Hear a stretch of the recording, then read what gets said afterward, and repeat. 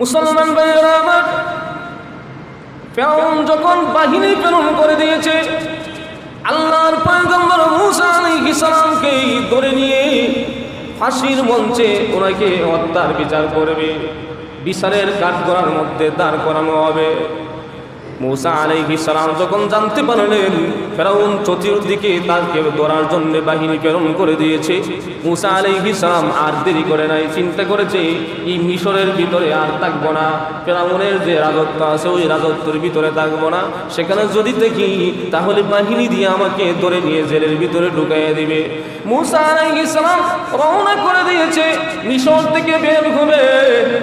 এইভাবে চলতে চলতে এক পর্যায়ে মূসা আলাইহিস সালাম ফিরআউনের রাজত্ব শেষ করে দিয়া আরেকটা দেশের মধ্যে প্রবেশ করলেন। সেই দেশের নাম হলো মাদায়েন। জুড়ে কোন দেশের নাম কি?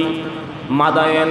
ওই মাদায়েন শহরে যখন প্রবেশ করেছে, সারাদিন হাঁটতে হাঁটতে মূসা আলাইহিস সালাম ক্লান্ত শ্রান্ত অবস্থায় যখন মাদায়েন প্রবেশ করেছে, একটা বিশাল বড় মাঠের কিনারার মধ্যে গাছের নিচে মূসা আলাইহিস সালাম বসে বিশ্রাম নিয়েছে।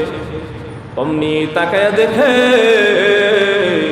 ওই মাঠের মধ্যে যে লোকেরা, যে রাখালেরা বকরি, সমস্ত বকরিগুলো নিয়ে ঘাস পানি পান করানোর জন্যে, ঘাস খাওয়ানোর জন্যে যে এসেছিল, সন্ধ্যা হয়ে যাওয়ার আগে আগে সমস্ত বকরিকে ঘাস খাওয়াইয়া কুয়ার মুখে যাইয়া পানি পান করাইয়া একে একে সমস্ত রাখালেরা বাড়ির দিকে চলে যায়। মূসা আলাইহিস সালাম দূর থেকে লক্ষ্য করলেন একটি মাত্র কুয়া রয়েছে, ওই কুয়ার চতুর্দিকে লম্বা সিরিয়াল, সমস্ত পুরুষ রাখালেরা সেই জায়গার মধ্যে সিরিয়াল ধরেছে। আর দূরে একটা গাছের নিচে দেখা যায় দুইটা যুবতী মহিলা দাঁড়ায় রয়েছে, তাদের কাছেও কিছু বকরি রয়েছে। মূসা আলাইহিস সালাম তাকে দেখে পুরুষের যে লম্বা সিরিয়াল রয়েছে, তারা যে বকরিকে পানি পান করানো শুরু করে দিয়েছে, একে একে যদি সমস্ত বকরিকে পানি পান করানো হয় তাহলে সূর্য ডুবে রাত্র ঘনিয়ে আসবে। পিছনে যে দুইজন যুবতী মেয়ে দাঁড়িয়ে রয়েছে, তাদের কাছেও বকরি আছে, তারা যদি সেই সময় পানি পান করায় গভীর রজনীতে সন্ধ্যা হয়ে আসলে, রাত্র গভীর হয়ে গেলে তারা কিভাবে বাড়িতে যাবে, এই চিন্তা, এই দৃশ্য যখন মূসা আলাইহিস সালাম দেখেছে, মাথার মধ্যে এই চিন্তা যখন চলে এসেছে, অমনি করে মূসা আলাইহিস সালাম ওই দুইজন যুবতী মেয়ের কাছে গিয়ে ডাক দেওয়ার, মহিলা গো, তোমরা কারা? কোথায় তোমাদের বাড়ি? কোথায় তোমাদের ঘর? কিসের জন্য এই জায়গায় তোমরা দাঁড়িয়ে রয়েছো? সমস্ত মানুষ বকরিকে পানি পান করায়া করায়া আস্তে আস্তে করে বাড়ির দিকে চলে যায়। তোমরা কেন পিছনে বসে আছো? কেন অপেক্ষায় রয়েছো? তোমরা কেন বকরিকে পানি পান করাও না? সন্ধ্যা গড়িয়ে আসলে পুরুষ মানুষ বাড়িতে গেলে কোনো অসুবিধা হবে না, কিন্তু দুইজন যুবতী মেয়ে যদি সন্ধ্যার পরে বাড়িতে যায়, বিভিন্ন ডর ভয় আসে না নাই?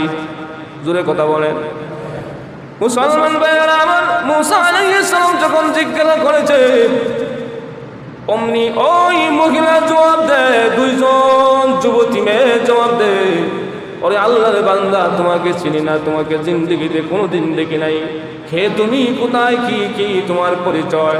তোমাকে তো জীবনে সেই জায়গার মধ্যে দেখি না। ওই মূসা আলাইহিস সালাম ডাকতে বলে, আমি অচেনা একজন যুবক, আমাকে চেনার কোনো প্রয়োজন নাই, তোমাদের পরিচয় দাও, কিসের জন্য এই জায়গায় তুমি তোমরা দাঁড়িয়ে রয়েছো? মেয়ে দুইটা ডাক দেও, আল্লাহর বান্দা শুনো, আমরা সাধারণ করে কোনো মহিলা না, আমরা গোলাম একজন পয়গম্বরের দুইজন মেয়ে, যেই পয়গম্বরের নাম হযরত শুআয়ব আলাইহিস সালাম। আল্লাহর পয়গম্বর উনি এখন বৃদ্ধ হয়ে গিয়েছে, আগের মতো হাঁটতে পারে না, দৌড়াইতে পারে না, কাজ কাম করতে পারে না, বয়োবৃদ্ধ হয়ে গেছে, হাড় দুর্বল হয়ে গেছে, আগের মতো কাজ কাম করতে পারে না। এই জন্যে আমরা দুই বোন আমাদের যে বকরিগুলো আছে সমস্ত বকরিগুলো নিয়ে মাঠে আসলাম ঘাস খাওয়ার জন্যে। ঘাস খাওয়ানো শেষ হয়ে গেলে প্রত্যেক দিন আমরা পানি পান করাইয়া সন্ধ্যার আগে আগে বাড়িতে যাইতে পারি, কিন্তু আজকে দেখা যায় এমন লম্বা সিরিয়াল পড়েছে, এখন যদি আমরা অপেক্ষা করতে থাকি এমনিতেই কিন্তু সন্ধ্যা নেমে আসবে। আর আমরা মহিলা হইয়া, মেয়ে হইয়া, যুবতী দুইজন বোন বোন আমরা কিভাবে পুরুষের সিরিয়ালের মধ্যে যাব? বেগানা পুরুষের সামনে তো আমরা যেতে পারবো না। আমাদের তো মান ইজ্জত আছে, আমাদের তো ওয়েট আছে, আর আমরা গোলাম নবী পরিবারের সন্তান, আমাদের ওয়েটটা তো একটু বেশি। এই জন্যে যুবকদের কাছ থেকে দূরে দাঁড়ায় গাছের নিচে অপেক্ষা করতে আসি। মুসলমান ভাইয়েরা আমার, মুসা আলাইহিস সালাম ডাক দিয়ে বলে রাখো, এই এলাকার মধ্যে যে কুয়া রয়েছে ওই কুয়া ব্যতীত কি আরো কোনো কুয়া রয়েছে যেখান থেকে পানি পান করানো যাবে? মুসা আলাইহিস সালাম যখন জিজ্ঞাসা করেছে, দুই বোন ডাক দিয়ে বলে, হ্যাঁ, মাঠের সেই প্রান্তে একটা কুয়া রয়েছে, কিন্তু কুয়ার মধ্যে একটা ডাকনা রয়েছে এমন ওজন, কয়েকজন মানুষ ব্যতীত ওই ডাকনা সরানোর মতো কোনো কায়দা নাই। মাঠের শেষ প্রান্তে একটা কুয়া আছে, এটার মধ্যে পানি আছে, কিন্তু কয়েকজন ছাড়া এই ডাকনা সরানোর মতো শক্তি কারণ নাই, আর সরানোর মতো ক্ষমতাও নাই, কেউ সরাইতে পারে না। এই জন্যে ওজন বেশি, সেখানে মানুষ যায়ও না, পানিও পান করায় না। মুসা আলাইহিস সালাম বললেন, ঠিক আছে, আমাকে ডাকনাটা দেখায় দাও, কুয়াটা দেখায় দাও। মুসা আলাইহিস সালাম সেখানে গেলেন। সেখানে যাইয়া আমাদের মা বোনেরা ভাতের পাতিল হইতে, তরকারি পাতিল হইতে যেইভাবে ডাকনা সরায়, মুসা আলাইহিস সালাম এইভাবে হাত দিয়ে ধইরা কুয়ার মুখে ডাকনা সরাই দিছে। জুরে কন্যা সুবহানাল্লাহ। যেই ডাকনা সরাইতে কয়েকজন লাগে, মুসা আলাইহিস সালাম যে ডাকনা সরাইছে বোঝা যাইতেছে তার শরীর লাগছে না। দুই বোন তাদের বকরিগুলাকে ইচ্ছা মতো পানি পান করাইছে, করাইয়া বাড়িতে গেছে। মুসলমান ভাইয়েরা আমার, যেই মাত্র বাড়িতে চলে গেছে, ওই মেয়েদের বাবা পয়গম্বর শুআয়ব আলাইহিস সালাম ডাক দিয়ে, আমার মেয়েরা শোনো, প্রত্যেক দিন বকরিকে পানি পান করে বাড়িতে আসতে আসতে সন্ধ্যা গনিয়ে যায়, কিন্তু আজকে এত তাড়াতাড়ি তোমরা কিভাবে আসলে? এখনো সন্ধ্যা হওয়ার অনেক সময় বাকি রয়েছে। মেয়ে দুইজন ডাক দিয়ে, বাবা, যেই মাঠের মধ্যে আমরা বকরি চড়াতে গিয়েছি, সেই জায়গার মধ্যে আশ্চর্য একজন যুবকের সাথে আমাদের সাক্ষাৎ হয়েছে। কোথায় থেকে জানি আসছে, যুবকের থাকার কোনো জায়গা নাই, খাওয়ার কোনো ব্যবস্থা নাই, মাঠের এক প্রান্তে গাছের নিচে বসে আছে। কিন্তু আমাকে কোনো চিন্তা করলাম, যুবকের গায়ে প্রচুর শক্তি রয়েছে, মাঠের শেষ প্রান্তে যে কুয়া রয়েছে, কুয়ার ডাকনা কয়েকজন ব্যক্তি ছাড়া যে ডাকনা সরাইতে পারে না। কিন্তু এই আশ্চর্য যুবকটা হাত দিয়ে ধরতে দেরি হয়েছে, ডাকনা সরতে দেরি হয় নাই, ডাকনা সরায় আমাদের বকরিকে পানি পান করায় দিয়েছে। এই জন্যে আমরা তাড়াতাড়ি বাড়ি চলে এসেছি। যেই মাত্র এই কথা বলেছে, আল্লাহর পয়গম্বর শুআয়ব আলাইহিস সালাম ডাক দিয়ে, মেরে যাও যাও, ওই যুবকটাকে নিয়ে আসো, যেই যুবকটা তোমাদের এত উপকার করেছে, সন্ধ্যার আগে আগে বাড়ি ফেরার জন্য ব্যবস্থা করে দিয়েছে, এত কষ্ট করে বকরিকে পানি পান করে দিয়েছে। মা, যাও যুবকটাকে নিয়ে আসো, আমি যুবকটাকে কিছু উপহার দিতে চাই, পুরস্কার দিতে চাই, উপঢৌকন দিতে চাই। দুইজন মেয়ে আবার দৌড়ে চলে এসেছে। মুসা আলাইহিস সালামকে ডাক দিয়ে বলে, আল্লাহর বান্দা, আমার বাবা শুআয়ব আলাইহিস সালাম আপনাকে তালাশ করেছে, আমাদের বাড়িতে যেতে হবে। মুসা আলাইহিস সালাম চিন্তা করেছে, সারাদিন কোনো কিছু খাই নাই, কোথায় থেকে কোন জায়গা পর্যন্ত আসলাম, আমার তো একটা থাকার জায়গা দরকার, আশ্রয় নেওয়ার জায়গা দরকার, খাওয়ার কিছু খাদ্য প্রয়োজন। মুসা আলাইহিস সালাম এই জন্যে ওই মেয়েদের সাথে যাইতে রাজি হয়ে গেছে। যেই মাত্র রওনা করেছে, মেয়ের সামনে যায়, মুসা পয়গম্বর পিছনে হাঁটে। অমনি করে মুসা আলাইহিস সালাম ডাক দিয়ে, মেয়েরা শোনো, তোমরা যদি আমার সামনে থাকো, আমি যদি তোমাদের পিছনে থাকি, তাহলে শয়তান আমাকে ওয়াসওয়াসা দিবে। একজন মহিলার সামনে, মহিলার পিছনে যদি একজন যুবক হাইটে যায়, তাহলে মহিলার যে হাঁটার ভঙ্গি বাচন সে অনুসরণ করবে, মনের ভিতরে একটা কল্পনা জল্পনা তৈরি হবে। জোরে কোন ঠিক কি ঠিক না? মহিলা দেখলেই তো যুবকের আকর্ষণ শুরু হয়ে যায়, হয় কি হয় না? আপনারা যদি না, আমরা হয় না, প্রত্যেকটা মানুষের সৃষ্টিগত স্বভাব, মজ্জাগত স্বভাব, মহিলা দেখলে পুরুষের আকর্ষণ, কথা কন না কেন? বোঝা যাইতেছে আপনারা একদম আল্লাহর ওলি হয়ে বলছেন, কারো আকর্ষণ যায় না। মহিলা দেখলে পুরুষের আকর্ষণ যাবে, যত বড় আল্লাহর ওলিও যদি হয়, বিশ্ববরণ্য যদি আল্লাহর ওলিও হয়, তারপরও মহিলা দেখলে আকর্ষণ যাবে। কারণ এটা সৃষ্টিগত, মজ্জাগত, এটা আল্লাহ তাআলাই দিয়ে দিয়েছেন। না করলে কাম হবে না। যদি না করে তাহলে দুইটা দিক। একটা দিক হলো সে অসুস্থ, তারা চিকিৎসা করাইতো, বুঝছেন তো কোন অসুস্থ, মানে তার আসল জিনিস নাই, এই জন্য মহিলা দেখলে তার আকর্ষণ জাগে না, এটা চিকিৎসা করে দিচ্ছে। 2 নম্বর, আকর্ষণ যায় কিন্তু এ গোপন করে বাটপার। তো মুসা আলাইহিস সালাম উনি বলছেন যে আমি যদি পিছনে পিছনে হাঁটি তাহলে শয়তান আমাকে ওয়াসওয়াসা দিবে, শয়তান আমাকে কুমন্ত্রণা দিবে, এই জন্যে আমি পিছনে হাঁটবো না, আমি সামনে হাঁটবো, তোমরা 2 বোন পিছনে হাঁটবে, পিছনে থেকে আমাকে ইঙ্গিত দিয়ে জানাবে যে কোন দিকে যাব, ডাইনে যাব না বামে যাব, সামনে যাব না কোন দিকে যাব, কোন দিকে রাস্তার মোড় আছে আমাকে দেখাই দিবি, দেখাই দিলে আমি এই লোকেশন অনুযায়ী বাড়িতে প্রবেশ করবো। জোরে কন্যা সুবহানাল্লাহ। মুসা আলাইহিস সালাম এইভাবে বাড়িতে গেলেন। বাড়িতে যাওয়ার পরে মুসা আলাইহিস সালামের চেহারা যখন শুআয়ব আলাইহিস সালাম দেখলেন, দেখেই বুঝতে পারলেন আসলে ওই যুবকটা কোনো সাধারণ যুবক হবে না। কারণ নবীদের চেহারা ওই চেহারার মধ্যে আলাদা একটা নূর চমকাইতে থাকে, যেটা সাধারণত স্বাভাবিকভাবে অন্য কোনো পুরুষদের, অন্য কোনো মানুষের চেহারায় এরকম বাসে না। শুআয়ব আলাইহিস সালাম উনি তো আল্লাহর পয়গম্বর, প্রথম দেখা দিয়ে বুঝতে পারছেন যে ছেলেটা সাধারণ কোনো ছেলে না। তো মুসা আলাইহিস সালামকে জিজ্ঞাসা করলো, কোথায় থেকে আসলাম? আমি মিশর থেকে আসলাম। বিস্তারিত ঘটনা উনি যখন বললেন, পর্দার আড়াল হইতে শুআয়ব আলাইহিস সালামের বড় মেয়ে, তার নাম হলো সফুরা, উনি ডাক দিয়ে কয়, বাবা আমাদের বাড়িতে তো কোনো পুরুষ নাই, কাজের কোনো লোক নাই, আপনি যদি চান তাহলে ওই যুবককে আমাদের বাড়িতে কাজের ছেলে হিসেবে নিয়োগ দিতে পারেন। জোরে কন্যা সুবহানাল্লাহ। তার মাঝে 2টা জিনিস আছে, একটা হলো শারীরিক শক্তিও অনেক বেশি, 2 নাম্বার হলো আমানতদারিতাও তার মধ্যে বিদ্যমান রয়েছে। তো শারীরিক শক্তি তার মধ্যে আছে, মেয়েরা জানলো কিভাবে? ওই যে কুয়ার মুখ থেকে ডাকনা সরাইছে, 8-10 জন মিলে যে ডাকনা সরাইতে হয় এটা একাই সরাইছে। বুঝতে পারলেন যে তার মধ্যে কি আছে? শক্তি আছে।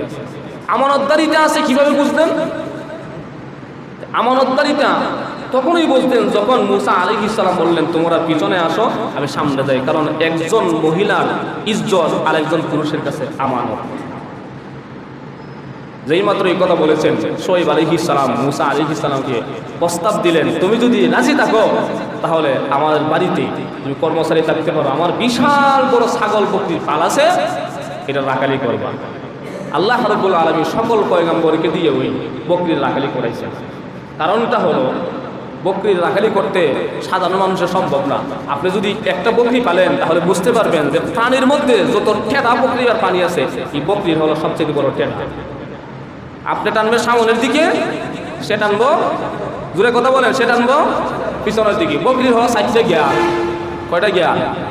গাড়ির গিয়ার থাকে না, মোটর সাইকেলের গিয়ার আছে, প্রাইভেট কারের গিয়ার আছে, বকরি হলো 4টে গিয়ার। সন্ধ্যার সময় আপনি গেছেন বাড়িতে আনবেন, সে ঘাস কেটেছে, পেট কিন্তু বইলে গেছে, আপনি গেছেন বাড়িতে আনতেন, আপনার দিকে হে ভাব ধরছে, আপনি রশিদ ধরে টানেন, সে উল্টা টানে।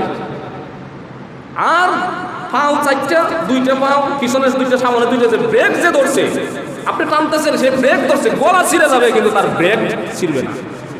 আছে না নাই? সন্ধ্যার সময় বাড়িতে আনতেছেন তার তো উপকারের জন্যই। সে যদি বাহিরে থাকে রাত্রিবেলা, তাহলে তো বিভিন্ন জিনিসে হিংস্র জন্তু আছে, শিয়াল কুকুর আছে, এগুলো তাকে খাইয়ে ফেলবে। আপনি ভালোর জন্য তাকে বাড়িতে আনতেছেন, কিন্তু সে উল্টানি করে। আর যদি কোনোদিন গোসল করাইতে নেন, তাই তো আল্লাহ দিছে। সবচাইতে ছেঁড়া প্রক্রিয়া পানি হলো কি? বকরি। এই জন্য আল্লাহ রাব্বুল আলামিন সকল পয়গম্বরকে দিয়ে কি করেছেন? বকরি রাখালি করাইছেন, দিল নরম করার জন্য। বকরি রাখালি করতে ধৈর্যের প্রয়োজন। একটা দুইটা বকরি, শত শত হাজার হাজার বকরি লাগালি করেছে। কারণ বকরির লাগালি করতে করতে করতে করতে দিলটা নরম যখন হয়েছে, তখনই আল্লাহ রাব্বুল আলামিন নবুয়ত দিয়েছেন। মুসা আলাইহিস সালাম ওনাকে যখন প্রস্তাব দিয়েছেন, চিন্তা করলো আমার তো থাকার কোনো জায়গা নাই, খাওয়ারও কোনো ব্যবস্থা নাই, কই থাকবো, কোথায় যাবো? আর সেই দিকে যদি বাড়িতে যায় তাহলে তো 3 বাহিনী রেডি আছে আমার জন্যে, এমনও হইতে পারে ক্রস ফায়ারও দিতে পারে। তো সেই দিকে আর যাবো না, এখানে যেহেতু একটা চাকরি পাইছি তাইকে যাই। উনি তাকলেন। মুসা আলাইহিস সালাম ওনার চাল চলন, উঠা বসা, এইগুলা দেখে শুআয়ব আলাইহিস সালাম বুঝতে পারলেন যে আসলেই নবী হওয়ার মধ্যে যে যোগ্যতা দরকার, ওই মুসা আলাইহিস সালামের কাছে, মুসা আলাইহিস সালামের মধ্যে ওই রকম যোগ্যতা বিদ্যমান রয়েছে। জোরে কোন সুবহানাল্লাহ। টার্গেটের উপরে কাউকে তো কিছু বলা যায় না, টার্গেটের উপরে কাউকে কিছু বলা যায়? আপনি একটা টার্গেট করছেন যে এই লোকটা মনে হয় এরকম, টার্গেট করে কি কিছু বলতে পারবে? কি লাগে? প্রমাণ দরকার। প্রমাণ ছাড়া কাউকে কিছু বলতে পারবেন আর বলা এটা উচিত নয়। কাউকে কিছু বলতে গেলে আপনি প্রমাণ নিয়ে বলেন। তো মুসা আলাইহিস সালাম উনি পয়গম্বর হবে কিনা প্রমাণ দরকার আছে না? সরাসরি তো বলতে পারবেন না। ওনার কাছে বিদ্যমান আছে, শক্তি সামর্থ্য সব আছে, চেহারা চুরাত সব আছে, আমানতদারিতা আছে, সব কিছুই ঠিক আছে। পয়গম্বর হওয়ার যে যত লক্ষণ আছে সমস্ত কিছু আছে, ইবাদত করে গোপনে গোপনে, কিন্তু প্রমাণ তো দরকার, দলিল তো দরকার। এখন প্রমাণ হবে কিভাবে? প্রমাণ হওয়ার জন্য কিতাবের মধ্যে আসছে শুআয়ব আলাইহিস সালামের কাছে একটা লাঠি ছিল, যেই লাঠিটা আদম আলাইহিস সালাম জান্নাত থেকে আসার সময় সাথে করে নিয়ে আসছিলেন। এটা হলো জান্নাতি একটা গাছের ডাল। ওই লাঠিটা হাত বদল হইতে হইতে হইতে হইতে শেষ পর্যন্ত বর্তমানে হযরত শুআয়ব আলাইহিস সালামের ঘরের মধ্যে আছে। জান্নাতি গাছের ডাল, এটা তো সাধারণ গাছের ডাল না। এই ডালের একটা বৈশিষ্ট্য আছে, সাধারণ কোনো মানুষ যদি ডাল ধরে, ওই ডালের যে ওজন আছে হাতে আঙ্গাইতে পারে না। এটা হাতে নেওয়ার মতো শক্তি সাধারণ কোনো মানুষের নাই। কিন্তু যারা পয়গম্বর হবেন তাদের মধ্যে আল্লাহ তাআলা এই বৈশিষ্ট্য দিয়েছেন, ডাল ধরতে দেরি হবে, হাতের মধ্যে এই ডালটা পাশতে দেরি হবে না। জুরে কোন সুবহানাল্লাহ। এখন শুআয়ব আলাইহিস সালাম চিন্তা করলেন এই ডালটাই হবে আসল দলিল। মুসা আলাইহিস সালামকে ডেকে আনলেন, ডেকে আইনা ঘর থেকে বের করছেন, ওই লাঠিটা বের করে মুসা আলাইহিস সালামের কাছে দিলেন। শুআয়ব আলাইহিস সালাম যেইভাবে হাতের মধ্যে লাঠি নিয়ে নাড়ায়, পাটকাঠি আছে না, পাটকাঠি হাতের মধ্যে নিয়ে যাবে, দুই আঙ্গুলে নাড়াইতে পারেন। মুসা আলাইহিস সালাম ওই লাঠিটা হাতের মধ্যে নিয়ে পাটকাঠির মতো নাড়াইতে শুরু করছেন। জোরে কোন সুবহানাল্লাহ। শুআয়ব আলাইহিস সালাম বুঝতে পারলেন সেই ছেলে সাধারণ ছেলে নয়, ভবিষ্যতে আল্লাহ রাব্বুল আলামিন ওই ছেলেকে নবুয়ত দান করবেন। ওই লাঠিটা শুআয়ব আলাইহিস সালাম হযরত মুসা আলাইহিস সালামকে দান করে দিয়েছেন। এখন শুআয়ব আলাইহিস সালাম চিন্তা করলেন আমার ঘরে তো যুবতী মেয়ে কয়জন?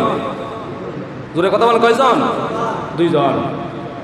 2 জন যে যুবতী মেয়ে আছে, পয়গম্বর যদি হয়, নবীর কাছে বিবাহ দেওয়া তো ভাগ্যের ব্যাপার, তাহলে আমার একটা মেয়েকে বিবাহ দিয়ে দিই। মুসলমান ভাইয়েরা আমার, আল্লাহর পয়গম্বর শুআয়ব আলাইহিস সালাম মুসা আলাইহিস সালামকে ডাক দেন, মুসা আমার ঘরে 2 জন যুবতী কন্যা সন্তান রয়েছে, ওই 2 জন কন্যা সন্তান হইতে একজনকে তোমার কাছে আমি বিবাহ দিতে চাই। নির্ধারিত করে বলে নাই আমি বড়টারে দিব অথবা ছোটটারে দিব, নির্ধারিত করে বলে নাই, কারণ হলো 2 জনের একটা চক্ষু দৃষ্টি পছন্দের ব্যাপার সেবার আছে। মেয়েও পছন্দ করতে হবে, ছেলেও পছন্দ করতে হবে। বিবাহের ক্ষেত্রে আমরা যদি ইসলামী মাইন্ডের দিকে লক্ষ্য করি, বিবাহের ক্ষেত্রে ছেলে মেয়েকে দেখবে, মেয়ে ছেলেকে দেখবে, কিন্তু বর্তমান নিয়ম হলো উল্টা। হাইব্যা গোষ্ঠী যত আছে সবাই আগে দেখে লই, পরে ছেলে মেয়ে দেখা আসে না নাই? বউ দেখতে যাইব, ছেলেও জানে না তার বউ দেখতে যাবে, 14 গোষ্ঠী লইয়া গেছে, লইয়া যাইয়া কে দেখে মেয়ে পছন্দ হয়েছিল। আই রে বাপ রে বাপ, বর্তমান যুগে মেয়ে দেখা এটা হাটের মধ্যে কুরবানি গরু বাছাই করার মতো।